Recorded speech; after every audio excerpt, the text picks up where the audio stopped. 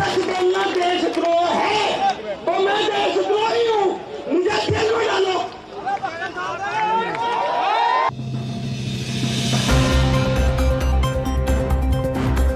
पल न्यूज के news room से मैं हूं आपके साथ नदीम अकरम। झूठों ने झूठों से कहा है सच बोलो, झूठों ने झूठों से कहा है सच बोलो, सरकारी ऐलान हुआ है। ये शब्द हैं राहत इंदौरी साहब के, जिन्होंने ये शेर लिखा और आज के मौजूदा दौर में बिल्कुल सटीक बैठता हुआ नजर आता है। सटीक इसलिए बैठता हुआ नजर आता है क्योंकि सरकार की नीति और नीयत में कितना बड़ा झोल नजर आता है और लगातार जो झूठ का पुलिंदा बनाया जा रहा है, बताया जा रहा है, उसके ऊपर बोलना अब जरूरी हो चुका है। और जिस तरीके से मेन स्ट्रीम मीडिया में सरकार की तरफ से जो लिस्ट दे दी गई, सिर्फ उसी पैटर्न पर बात होगी, दूसरा कोई पैटर्न आप यूज नहीं कर सकते। इसलिए अब लगातार इसकी भी तस्वीरें सामने आने लगी हैं, क्योंकि हमने कोरोना काल में मुसलमानों को लेकर के जिस तरीके से दुष्प्रचार किया गया उसकी तस्वीरें देखी, और उससे पहले लगातार जिस तरीके से एक खास समुदाय के खिलाफ जहर उगलने का काम किया जा रहा है उसकी भी तस्वीरों को देखा है। पर अब जब देश में हिंदू मुस्लिम करने का मौका नहीं मिल रहा, तो अब किसानों को बदनाम करने का काम किया गया है। और किसानों को किस तरीके से बदनाम करने की कोशिश की गई है, इसकी जो परत है वो खुद एक रिपोर्टर ने खोल दी। और रिपोर्टर भी गोदी मीडिया का, जहां एबीपी न्यूज के रिपोर्टर महापंचायत की रैली को कवर करने पहुंचे और महापंचायत की मंच से उन्होंने मुंह पर इस्तीफा मार दिया। एबीपी न्यूज के रिपोर्टर का नाम है रक्षित, और रक्षित ने क्या कुछ कहा है उसका बयान भी सोशल मीडिया पर बड़ी तेजी से वायरल हो रहा है। एक बार उस बयान पर भी नजर डाल लीजिए। 5-6 इंच का है, सीना है, सीना तान के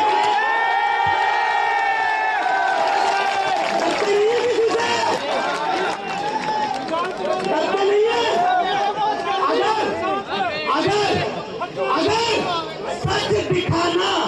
अगर सच दिखाना बंद कर देते हैं ना, तो वो भी झूठ है, वो झूठ है। और इस झूठ के मैं खिलाफ हूं। मुझे 1.5 महीना लगा सोचने में, 1.5 महीना क्या करूं, बच्चा कैसे पालूंगा अपना, 4 साल का है। लेकिन रास्ते में दूसरा भी ख्याल आया कि जब ये 20 साल का होगा और पूछेगा कि जब अघोषित इमरजेंसी लगी हुई थी तो बापू तू कहां खड़ा था, मैं कहूंगा सीना ठोक के मैं किसान के साथ खड़ा था।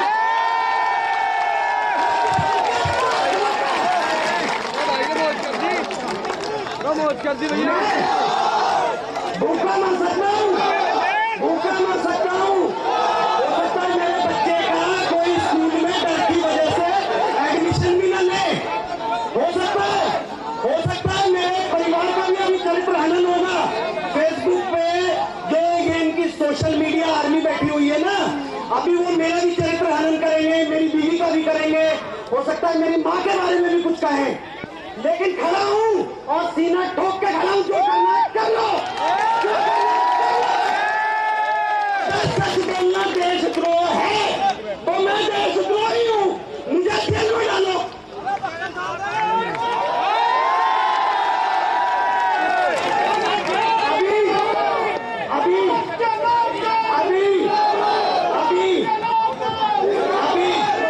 अभी एक सवाल और आएगा, सोशल मीडिया आर्मी उछालेगी उस सवाल को भी। वो सवाल ये होगा कि आखिरकार तुम इस मंच पे क्यों आए।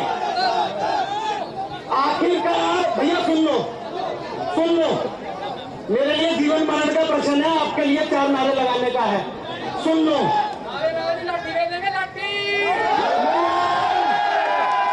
मैं यहाँ आया, मेरे माँ बाप ने मुझे अपने खून पसीने की कमाई से पढ़ाया और मैंने इस पेशे को चुना। क्यों चुना? क्योंकि सच दिखाना था मुझे, लेकिन नहीं दिखाने दिया जा रहा।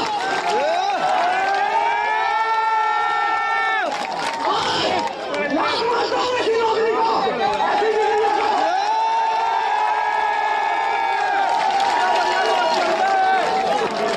और भी कुछ दिखाऊंगा।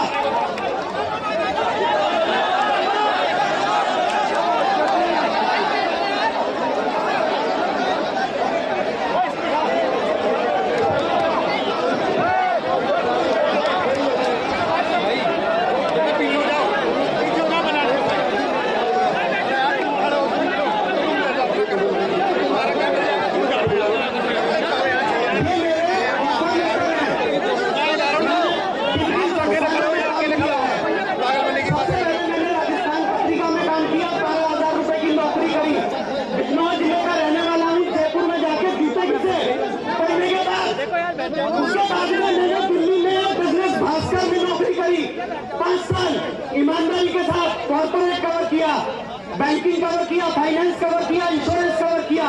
आज तक एक चवन्नी का कोई मेरे ऊपर आरोप नहीं लगा सकता। ठीक है सर, आज की तारीख में मेरी तनख्वाह 12,07,000 रुपए है। साल का मेरा पैकेज 12,07,000 रुपए का। इसके अलावा मुझे कुछ आता नहीं। 15 साल मैंने यही किया है, यही। तो मैं तो कोई दुकान भी नहीं खोल सकता, मैं तो कोई व्यापार भी नहीं कर सकता। बाप को मरे मेरे 10-12 साल हो गए, घर का अकेला लड़का हूं, बूढ़ी माँ है, बीवी है, बच्चा है, कहां से पालूंगा?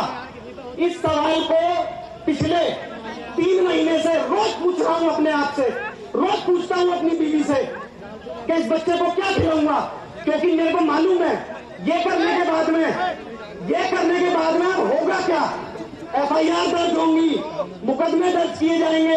हो सकता है मैं सड़क पे जा रहा हूँ तो कोई ट्रक का ब्रेक भी फेल हो सकता है, कुछ भी।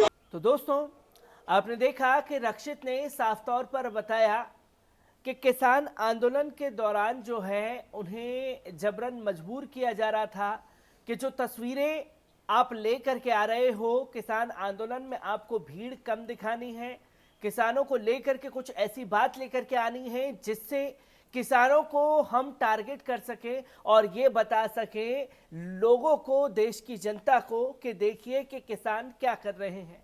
किसान इसके ऊपर पूरी तरह से एक ड्रामा कर रहे हैं और उस ड्रामा को क्रिएट करने में कुछ तस्वीरें आपकी हमें चाहिए, जिसे लेकर के रक्षित ने अपने ज़मीर का सौदा नहीं किया। और जब ज़मीर का सौदा नहीं किया तो महापंचायत के मंच से ही ये ऐलान कर दिया कि वो नौकरी छोड़ते हैं। रक्षित के इस कदम को देश सलाम कर रहा है, क्योंकि लगातार जो झूठ का पुलिंदा बनाया जा रहा है गोदी मीडिया द्वारा, उस झूठ के पुलिंदे में रक्षित जैसे न जाने तमाम कितने नौजवान पिसने को मजबूर हैं। और रक्षित के इस कदम से क्या और लोग सामने आएंगे जो लगातार झूठ परोसने का काम किया जा रहा है। मैं रक्षित से जुड़ी हर एक अपडेट आप लोगों के साथ साझा करता रहूंगा। दीजिए इजाजत, शुक्रिया।